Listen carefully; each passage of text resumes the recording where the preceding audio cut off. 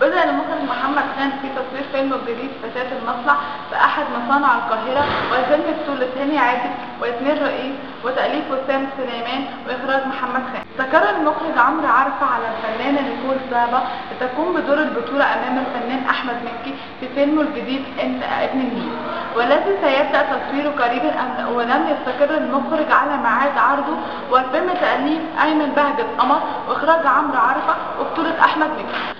تعاقد كريم عبد العزيز مؤخرا مع المنتج احمد السبكي على اولى بطولاته السينمائيه من خلال فيلم تبادل الزوجات الذي كتبه سيد السبكي ويخرجه اسماعيل فاروق، وتدور احداث الفيلم بالكامل في اطار كوميدي بعد ان نجح كريم في هذا النوع من خلال فيلم حصل خير. وقد اكد السبكي ان تعاقده مع كريم ضم فيلمين ليس فيلما واحدا، ولذلك لتجده في قدراته التمثيلية من المقرر أن يشارك في فيلم تبادل الزوجات كل من حسن الرداد وحرية فرغلي وإيمي سمير غانم.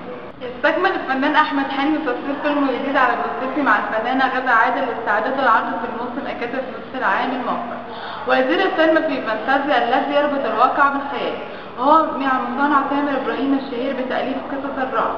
وأدي حلمي في فيلم شخصية مهندس ديكور يملك عرضا كبيرا للأساس ليصبح شخصيته غريبة الأطوار، خاصة بعد أن يتعرض لغيبوبة ويدخل المستشفى أكثر من مرة. ما بين إصابته بالغيبوبة والآفاق منها تذكر الواقع. وكان محمد بكير مخرج العمل قال في الوقت السابق لصحيفة الوطن إنه انتهى من تصوير 50% من مشاهدة الفيلم من أجل اللحاق بموسم إجازة منتصف العام.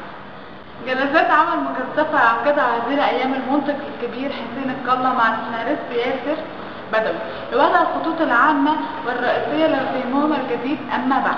وفي تصريح خاص لموقع السينما دوت كوم أكد السيناريست سيد بدوي أن الفيلم أما بعد تجربته السينمائية الأولى، كما أعرف أن سعادته بأن تجربته السينمائية مع المنتج الكبير مثل حسين الكلا.